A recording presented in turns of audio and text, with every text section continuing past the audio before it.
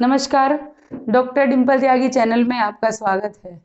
आज हम इस वीडियो में बेटा जो हमने पिछले वाली वीडियो में पत्र लिखना सीखा था और छोड़ दिया गया था आगे कि कार्यालयी पत्र कैसे लिखेंगे वो मैं आपको इसमें बता देती हूँ। और सबसे पहले बताऊंगी कार्यालयी पत्र होते कौन कौन से हैं।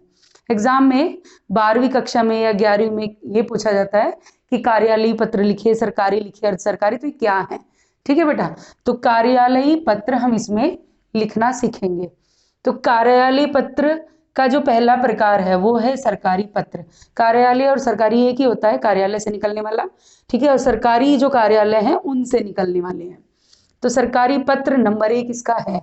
वो कौन से पत्र होते हैं? जो सरकारी कार्यालयों से प्रेषित किए जाते हैं वो सरकारी पत्र कहलाते हैं। ठीक है, दूसरा होता है अर्ध सरकारी पत्र, यानी इसमें क्या है, अर्ध माने आधा, सरकारी तो है लेकिन आधा है। अब आधा सरकारी में क्या जोड़ दिया गया है कि व्यक्तिगत संबंधों के जरिए काम निकालना। कि मान लीजिए आपने किसी अधिकारी को पत्र आप भेज रहे हैं और आपको लगता है अगर ऑफिस के द्वारा हम भेजते हैं पोस्ट के अकॉर्डिंग काम लेट होगा और हम उन्हें पर्सनली जानते हैं, हमारे वो कुछ लगते हैं, तो हम व्यक्तिगत संबंधों के जरिए जो अपनी भाषा बदल कर लिख देते हैं वह अपना अर्ध सरकारी पत्र होता है। ठीक है बेटा, कार्यालय आदेश एक पत्र है जिसमें कार्यालय के द्वारा कोई सूचना जारी की जाती है, वो कार्यालयी आदेश कहलाता है। ये भी एक पत्र का प्रकार है। फिर नेक्स्ट आता है परिपत्र। ठीक है, परिपत्र में क्या है, एक ही पत्र निकलता है और उस एक ही पत्र को एक साथ अनेक विभागों के लिए प्रेषित किया जाता है, तो वो क्या कहलाता है, परिपत्र कहलाता है। समझ में आ गई? एक ही पत्र अनेक विभागों के लिए जब प्रेषित किया जाता है, भेजा जाता है, तो उसको हम परिपत्र कहते हैं। ठीक है बेटा, नेक्स्ट है ज्ञापन। अब ज्ञापन क्या है, मंत्रालयों के मध्य होने वाला पत्र व्यवहार, यानी मंत्रालय जो है उसके बीच में, यानी एक मंत्रालय से दूसरे मंत्रालय में भेजा जाने वाला जो पत्र व्यवहार है उसको हम ज्ञापन बोलते हैं। ठीक है बेटा, नेक्स्ट है अनुस्मारक। अब ये भी कई बार एग्जाम में आ जाता है। ठीक है, अनुस्मारक पत्र। अनुस्मारक का अर्थ होता है याद दिलाना, यानी पुनः, स्मारक माने याद है और अनु का मतलब है दोबारा से याद दिलाना, यानी कोई एक सूचना पहले से दे दी गई थी, भेज दिया गया था पत्र, लेकिन उसका उत्तर नहीं मिला, तो दोबारा से उनको उत्तर न मिलने पर पुनः याद दिलाने के लिए जो लिखा गया पत्र है वो अनुस्मारक पत्र कहलाता है। अब बेटा इसमें भाषा का ध्यान देना पड़ता है, बदलना पड़ता है, बताना पड़ता है कि पहली पत्र संख्या ये भेजी थी, उसका जवाब अभी तक नहीं मिला, माना कि समय की कमी है, लेकिन फिर भी आपको दोबारा याद दिला देते हैं कि आप इस तरह से हमें सूचना दीजिए ताकि आपका भी काम ना रुके और हम भी अपना कार्य सुचारू रूप से कर सकें। समझ में आ गई? इस तरह की भाषा का इसमें प्रयोग कर सकते हैं आप। आगे है सूचना। अब सूचना क्या है, किसी चीज की जानकारी देने के लिए जो जारी किए गए आदेश हैं सरकारी कार्यालयों से ही, उनको हम सूचना बोलते हैं। ठीक है बेटा, नेक्स्ट है निविदा सूचना। अब निविदा सूचना क्या है कि सरकारी काम कराने के लिए जो निविदाएं निकलती हैं, निविदाएं मांगी जाती हैं, कि वो होती हैं निविदा सूचना। अब जैसे मान लीजिए किसी जगह पर फर्नीचर टूटा हुआ है ऑफिस में, उसमें फर्नीचर लगवाना है, तो उसके लिए जो सूचना दी जाएगी वो निविदा सूचना कहलाएगी। कि किसी एक प्राइवेट कोई कंपनी है उसको हायर कर लिया और उसको ठेका दे दिया गया कि हमारे यहाँ पर ये सब लगवा दीजिए, तो वो किस में आएगा, निविदा सूचना में आएगा। यहाँ तक समझ गए बेटा आप? ठीक है, फिर आगे है नीलामी सूचना। अब नीलामी क्या होता है, किसी चीज की को बेचना होता है, मतलब ठीक है, उसकी बोली लगाना होता है, नीलामी। अब सरकार के पास जो कर्जे लिए थे लोगों ने, उनकी चीजें गिरवी रखी थी, ठीक है, उन चीजों को सरकार बेचकर अपना कर्जा चुका लेती है, कोई भी बैंक हो या कोई भी हो, ठीक है, तो वो जो नीलामी होती है उसको नीलामी सूचना बोलते हैं। अब नीलामी के लिए भी पहले लेटर निकलता है, पहले एक पत्र निकलता है कि भाई आपकी ये वस्तु है, इसको नीलाम कर दिया जाएगा। वो अगले के पास पैसे हैं तो वो नीलामी रुक जाएगी, नहीं है तो उसका फिर पत्र जारी हो जाएगा। ठीक है, तो नीलामी सूचना क्या है, किसी जगह वस्तु आदि को नीलाम करने हेतु जो पत्र जारी किया जाता है वो नीलामी सूचना कहलाती है। अब नेक्स्ट है प्रशंसा या फिर शिकायती पत्र, यानी दोनों के लिए लिखा जाता है, प्रशंसा भी की जा सकती है, कि भाई हमारे ऑफिस में ये चीज़ बहुत अच्छी है, आपका धन्यवाद।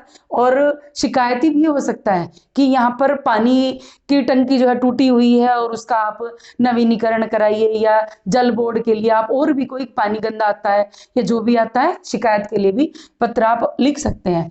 यानी क्या कहेंगे उसको, शिकायती पत्र या फिर प्रशंसा पत्र। देखो, शिकायती पत्र भी अक्सर एग्जाम में आते हैं, बाकायदा विषय देकर कि जल बोर्ड के लिए अपनी जो समस्या है जल की, उसके लिए एक शिकायती पत्र लिखिए। समझ में आ गई बेटा? तो ये पत्र भी अक्सर एग्जाम में आ जाते हैं। फिर है प्रार्थना पत्र और आवेदन पत्र। आपको मालूम ही है, प्रार्थना पत्र हम बचपन से लिखते आते हैं। अपने प्रधानाचार्य के लिए प्रार्थना पत्र, यानी छुट्टी के लिए प्रार्थना पत्र, और फीस माफी के लिए प्रार्थना पत्र। तो ये मैं समझती हूँ आप सभी को आते ही होंगे लिखने। तो ये प्रार्थना पत्र होते हैं। और नेक्स्ट है संपादकीय पत्र, यानी किसी भी एडिटर के लिए, दैनिक जागरण कोई भी हो पत्र, उसके लिए हम जो पत्र लिखते हैं वो संपादकीय पत्र होते हैं। अब अक्सर जो पेपर में देखे जाते हैं वो सरकारी भी, अर्ध सरकारी भी, परिपत्र भी, अनुस्मारक भी, और जो शिकायती पत्र भी, प्रार्थना पत्र भी और संपादकीय पत्र भी, ये पत्र अधिकतर पेपर में देखने को जरूर मिलते हैं। तो इनको आप जरूर देखें। अब पत्र लिखने का तरीका बेटा मैंने आपको इससे पहली वीडियो में बता रखा है, कितना कैसे और कितना अच्छा पत्र आप लिख सकते हो, वो मैंने आपको बहुत ही अच्छे तरीके से उसमें समझाया है, आप उसको जरूर देखें। बस कार्यालय जो पत्र हैं, इनमें एक विशेष बात होती है कि ऊपर हम क्या करते हैं, पत्र संख्या ऐड कर देते हैं। यानी पत्र संख्या, मान लीजिए आज हमारे ऑफिस से ये पत्र निकला है तो इसके ऊपर संख्या डली होगी, पत्र संख्या 100। समझ गए? यानी 100 नंबर का पत्र है जो इस ऑफिस से जारी हुआ है। समझ में आ गई आपको? फिर किस ऑफिस से निकला है, उस ऑफिस का नाम लिखा होगा, कोई भी ऑफिस हो सकता है वो।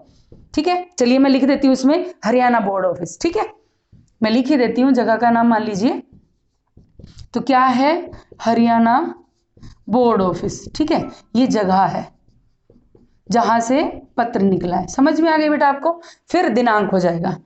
अब भेजा किसने है वो इसमें नीचे आएगा। अब ये चीज चूंकि जगह नहीं है मैंने इसलिए यहां लिख दिया, आपको ध्यान देनी है। पत्र संख्या तो इधर होगी थोड़ा, और जो ये है इसको हम इधर ले जाएंगे। यहाँ जगह की कमी है इसलिए मैं आपको बता रही हूँ। समझ में आ गई बेटा?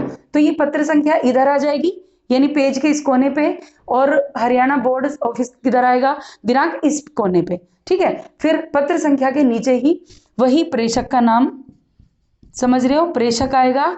फिर उसके बाद है पानी वाले का पता आएगा, पाने वाला। उसके बाद क्या आएगा, फिर विषय आ जाएगा आपका, विषय के बाद फिर संबोधन आ जाएगा, और संबोधन के बाद विषय वस्तु आएगी। समझ गए बेटा? और उसके बाद फिर आपका धन्यवाद होगा, और धन्यवाद के नीचे नाम, और ये सब किसका होगा नाम, और ये जो भेजने वाला है। समझ में आ गई बेटा? यही तरीका है पत्र लिखने का, और बिल्कुल अच्छे तरीके से मैं फिर बता रही हूँ आपको। पहली वीडियो आप देखिए, उसमें बड़े अच्छे से पत्र लिखना बताया है। बस सिर्फ यही चीज़ इसमें ऐड करनी थी, पत्र संख्या ऐड करते हैं इसमें, और जहां से वो पत्र निकला है उस जगह का नाम ऐड कर देते हैं। ठीक है बेटा, ये आप अच्छे से करके जाएंगे, दोनों वीडियो को बड़े अच्छे से देखेंगे, आप बहुत अच्छा पत्र लिख पाएंगे, और 5 नंबर आपके बोर्ड के एग्जाम में जरूर आएंगे पत्र में। समझ गए बेटा? पत्र से आपका कोई नंबर नहीं कटेगा, ऐसे मुझे आशा है, विश्वास है। धन्यवाद।